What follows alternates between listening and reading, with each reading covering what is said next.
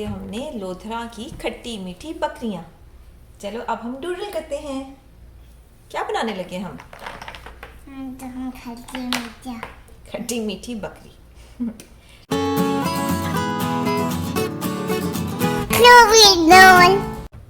सबसे पहले आपने लिखना है एक यू,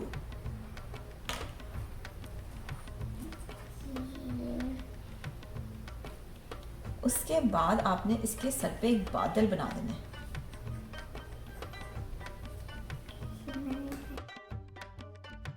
फिर आपने दो छोटे छोटे यू दोनों साइड्स पे बनाने हैं।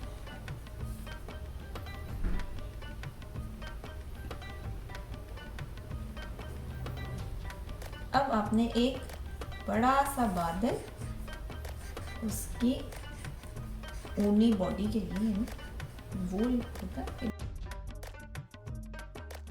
अब इसकी छोटी सी दुम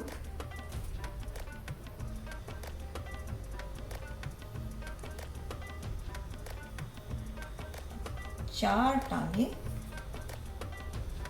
ये पार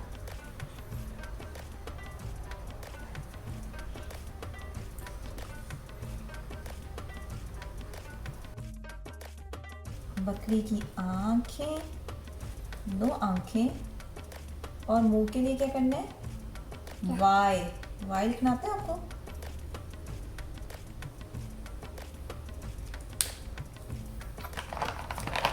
चलो बकरी के आगे थोड़ी सी घास फूस डाल दें।